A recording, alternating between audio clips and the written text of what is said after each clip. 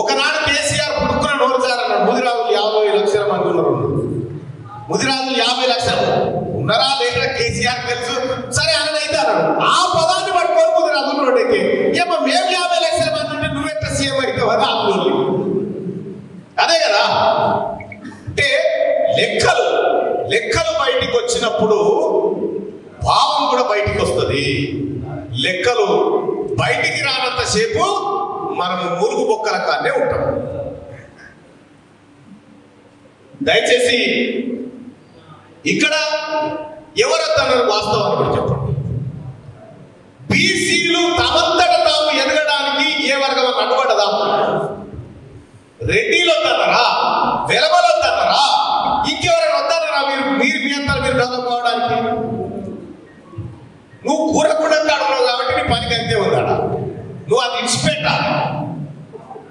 అది ఇడిచిపెట్టి చైతన్యవంతం కావాలి.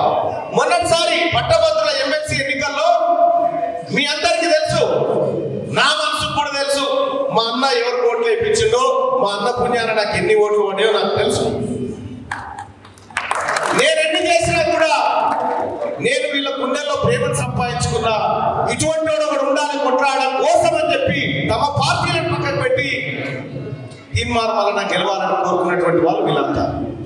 అంటే తీన్మార్ మల్లన్న ఇది ఒక బీసీ బిడ్డ బయటికి వస్తా ఉంటే ఎవరన్నా అడ్డుపడరా? నీ పోరాటం, నీ ఎంచుకున్న మార్గం కరెక్ట్ గా ఉంటే అన్ని వర్గాలు సపోర్ట్ చేస్తాయి. అన్ని వర్గాలు సపోర్ట్ చేస్తే అన్ని వర్గాలు కూడా అండగా నిలబడతాయి. ప్రతిసారి నీ జియో ఫోనే నీది పనిచేయదు. అయితే మనం కూడా చైతన్యవంతం కావాలి. ఎట్లా చైతన్యవంతం అవుతామంటే నడుస్తున్న రాజకీయాలను గమనించాలి. గడిచిన గతాన్ని కూడా గమనిస్తూ ఉంటే మనం యోధన చెప్తా ఉన్నా, వేణుకు చెప్తా ఉన్నా, వేణు నువ్వు చాలా కష్టపడాల్సిన అవసరం ఉంది. ఎందుకంటే నీలాంటి నాయకులు బయటికి రావాలంటే మా లాంటి వాళ్ళు ముందుకు నడవాల్సినటువంటి అవసరం ఉంది. ఖచ్చితంగా వేణు కానీ కోర్మిక్ కానీ మీకు కూడా అన్న చెప్తా ఉన్నా, బాలకృష్ణ అన్న, అలాగే రామచంద్రన్న నాయకత్వంలో ఇక్కడ కాంగ్రెస్ పార్టీకి అత్యధిక మెజార్టీ ఈ జిల్లాలోనే గట్టి మెజార్టీ వచ్చాడు. గట్టి మెజార్టీ. ఆ మెజార్టీ ఒక్కటి తగ్గినా కూడా రేపు పొద్దుగాల పట్టభద్రుల ఎమ్మెల్సీ ఎన్నికలు నీ పర్ఫార్మెన్స్ మీద డౌట్ వస్తుంది.